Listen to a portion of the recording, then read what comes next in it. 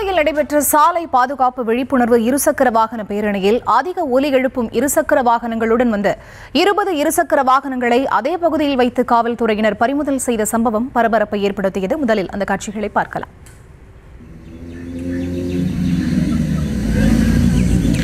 இதுதான் இந்த பைக்கை சீஸ் பண்ணுங்க. டிராஃபிக் வார்டன் எஸ்ஐ அந்த பைக்கை சீஸ் பண்ணுங்க. சைலன்சர் ஆல்டர் பண்ணிட்டு வருது பாருங்க. இந்த மாதிரி பைக் இருந்துச்சுன்னா தயவு செய்து இப்போ வெளியில வந்துடுங்க. இது தொடர்பான விவரங்களோடு இணைகிறார் எமது செய்தியாளர் அருண். அவரிடம் பேசலாம். வணக்கம் அருண், விவரங்கள். வணக்கம். அதாவது கோவை விழா என்பது கோவை மாநகரத்தின் பெருமையை பறைசாற்றும் வகையில ஆண்டுதோறும் வெகு விமரிசையாக கொண்டாடப்பட்டு வருகிறது. அந்த வகையில 18வது ஆண்டு கோவை விழாவானது கடந்த 14ஆம் தேதி துவங்கி வருகிற 25ஆம் தேதி வரை நடைபெறுகிறது.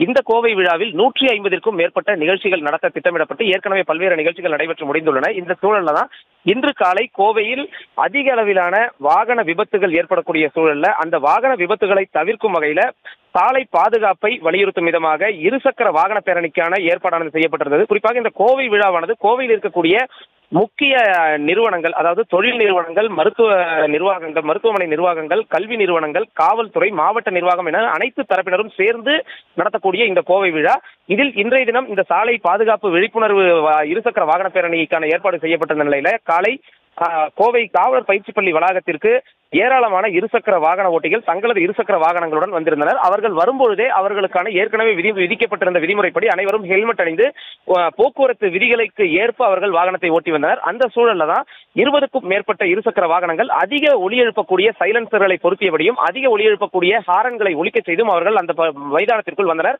ஏற்கனவே அந்த மேடையில் நின்று கோவை மாநகர காவல்துறை துணை ஆணையர், போக்குவரத்து துணை ஆணையர் அசோக்குமார் அவர்கள் அந்த மேடையில் நின்று ஒவ்வொருவரும் முறையாக வரும்படி அறிவுறுத்தி வந்த சூழல்ல இந்த அதிக ஒலி எழுப்பக்கூடிய இருசக்கர வாகனத்தின் ஒலியை அவர் கேட்டவுடன் உடனடியாக அங்கிருந்த போக்குவரத்து காவல்துறையினருக்கு அவர் அறிவுறுத்தினார். அதிக ஒலி எழுப்பி போக்குவரத்து விதிகளுக்கு மாறாக வரக்கூடிய அனைத்து இருசக்கர வாகனங்களையும் அங்கேயே பறிமுதல் செய்வதாக அவர் உத்தரவிட்டார். அவரது உத்தரவை கேட்டு காவல்துறையினர், அங்கிருந்த போலீசார் உடனடியாக அங்கிருந்த அந்த இருசக்கர வாகனங்களை அந்த இடத்திலேயே பறிமுதல் செய்து அவர்களை தனியே ஓரமாக நிறுத்தினர். மேலும் அவர்கள் அந்த பேரணியில் கலந்து கொள்வதும் அவர்களுக்கு அனுமதி என்பது மறுக்கப்பட்டது. பின்னர் அந்த பேரணி முடிந்தவுடன் அங்கிருந்தவர்களுக்கு அனைவருக்கும் ஒரு அறிவுறுத்தல் வழங்கியபடி உடனடியாக அந்த சைலன்சர்களை எடுத்து போக்குவரத்து விதிகளுக்கு ஏற்ப மாநகரில் அந்த வாகனங்களை ஓட்ட வேண்டும், விபத்துகளை தவிர்ப்பதற்கு அனைவரும் ஒத்துழைக்க வேண்டும் என்று அறிவுறுத்தல் வழங்கி அவர்களுக்கு சிறு அபராதம் விதித்து அவர்களை அங்கிருந்து விடுவித்திருக்கிறார்கள். சரிதா, இந்த சம்பவம் என்பது கோவை விழாவில் இப்படிப்பட்ட ஒரு சம்பவம் நிகழ்ந்தது ஒரு பரபரப்பான ஒரு சூழலை ஏற்படுத்தியது.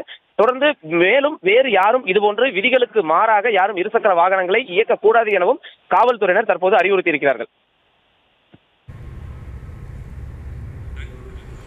விவரங்களுக்கு நன்றி அருண்குமார்.